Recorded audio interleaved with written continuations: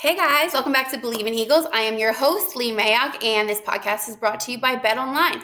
BetOnline is the world's most trusted betting platform and your number one source for everything sports betting. I can't believe it, but the Super Bowl props are already up. I've only glanced at them, but after last night, I can already tell you that whatever the Zach Bond tackles are, I'm going with the over. And then I'll be partaking in all of the extra cutesy Super Bowl props, what's the Gatorade color, national anthem time. I'm sure now that Chiefs are in it, so there'll be some Taylor Swift stuff. Totally going to do all those, but head over to betonline.com and get your Super Bowl bets in. Okay, Eagles fans, we're being spoiled today on the heels of the Philadelphia Eagles punching their ticket to the Super Bowl in New Orleans next week. We got Pennsylvania's very own Ross Tucker here with us today. He's an Ivy Leaguer. He's a foodie. He's a former NFL offensive lineman, current NFL media mogul. He's with Eagles, Odyssey, CBS Sports, Westwood One, and the Ross Tucker podcast, just to name a few. Ross, thank you so much for joining the Believe in Eagles podcast today. Leigh, it is my pleasure. So great to see you. So great to be on. It's been too long. I used to see you all the time. Now it feels like it's been a couple of years. This is great. You look awesome. I love the hat. Thanks. I've been seeing you everywhere. You are killing it. Front page news right now in Philadelphia. Eagles are going to the Super Bowl. You were there sideline for Westwood One, right? Yesterday? I was. Yes. By the way, incredible segue there, Leigh. I love that. That was awesome. Front page news for the Eagles. Yes, I was on the sideline. Second time in 3 years, I was on the sideline for an NFC Championship game at the Link. You want to talk about just an incredible, fun environment. I mean, I know how much people are paying to be there. So for me, growing up in Reading, a huge Eagles fan, to be getting paid to be on the sideline for that, and then I'm interviewing Hurts and Sirianni and shaking hands with Bradley Cooper, and it's just awesome. That is crazy. I know it was the place to be yesterday. As everyone with any connection to the Eagles were there if they could be. Going into the game, this is what I'm so interested to know. We know how it turned out, but going into the game, all that prep you're doing to work on the sideline, what did you actually expect from the game? Thought it would be closer. Okay. I thought, the Eagles' passing game offensively had not been clicking. And the Commanders, after that Lions game, they just had a confidence about them and a way about them. I thought if they played 10 times, Eagles win 7 or 8. I thought they were clearly the better team. And then that said, even if the Eagles do win 7 or 8 times, I thought a bunch of them would be by one score. Not 30 points. I mean, not 30 points. They barely beat the Rams. They could have easily lost to the Rams the week before. Right. Easily. And I thought the Commanders were just as good as the Rams, if not better. So I was not expecting that. But you can't have the penalties. You can't have the 4 turnovers. When the other team is better than you, you can't kill yourself.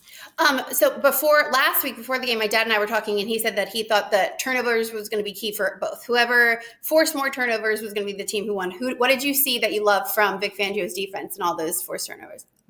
Yeah, they've done an unbelievable job with the peanut punch. I think it was maybe the tail end of my career when Peanut Tillman really was the first guy that would actually attempt to punch the ball. Before guys would try to pull it out or yank it out. Now guys actually they work on that technique, and almost no matter how well you hold it, if those guys pop it perfectly, that thing pops out of there. And the Eagles have been so good at it. Zach Bond, obviously even Oren Burks had one. Yep. And that's going to be huge in the Super Bowl as well, because that could easily be the difference in the game. Who fumbles a couple times and who doesn't? Seriously, I was proud of Oren. He killed it yesterday too. Also, since you're an offensive lineman, the Eagles had a lot to deal with on the offensive front yesterday. And how proud of you were of those guys? Everyone was doing their job and somebody else's job, putting their bodies on the line. What'd you see there?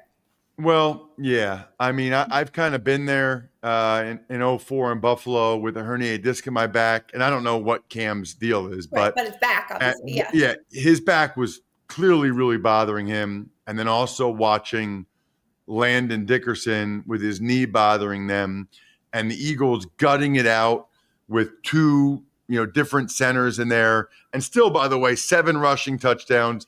So impressed by what they were able to do. I mean, I always am by this line, but, I think maybe the longer you played or anybody that's ever been through it, and you know what it's like to go out there when you're way less than 100%, it's hard enough as it is. You know what I mean? Like those guys are already really, really freaking good. To go out there with a major ailment and with that kind of pain and still laid on the line, because at this point, it's really not about the money. You know, Landon Dickerson makes $21 million a year. I don't know what he makes for going to the Super Bowl, but it's not significant to him. Right. It's about doing it for your teammates. It's about trying to get to the Super Bowl and win it. It's about doing it for the city, for your organization. And I just love everything about it. Oh, great. That Stoutland has that line.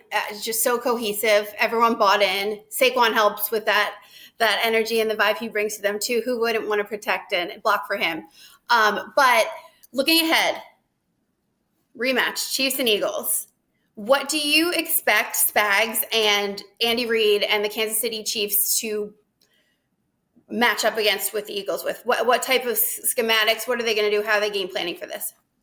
I think they're going to, my opinion, I think that they're going to load up to try to stop Saquon and trust their corners in man-to-man coverage and bring pressure.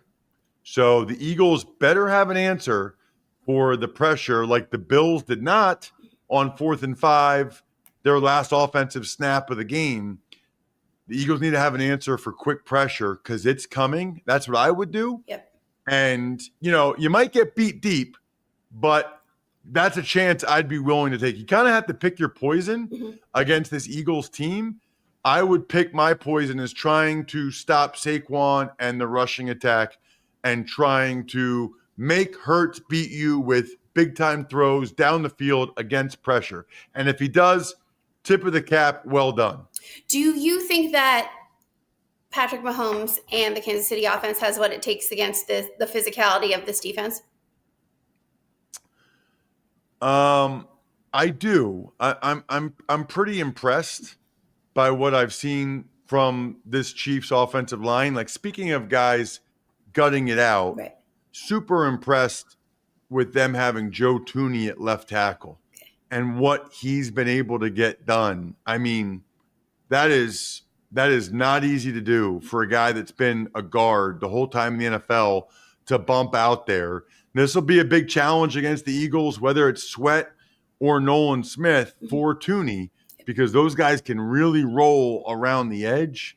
But I do think that it's going to be a good matchup. You know, Mahomes, I mean, over 30 points for the first time all year. I thought they outcoached the Bills, quite frankly.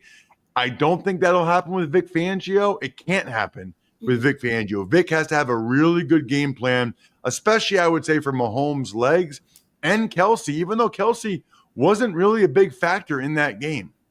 I mean, I could talk to you for hours about this. I know you have stuff to do. What is one, because you're a foodie, I need to ask you this, one spread you're looking for in the press box at the Super Bowl? What would be the ideal? Ooh, well, it's New Orleans. So you got to think in particular what's good in New Orleans. I do love me some gumbo, like some good gumbo. I'm a fan of. Some game day I'm gumbo? not the biggest. Yeah.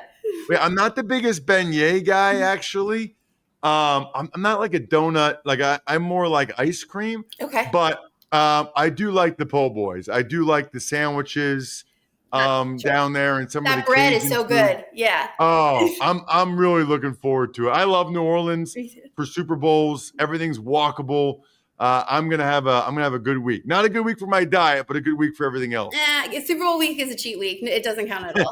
But Ross Tucker, thank you so much for being here. I'll see you in New Orleans, and remind everybody, go to myfrontpagestory.com for your Valentine's Day and Mother's Day gifts. Thanks, Ross.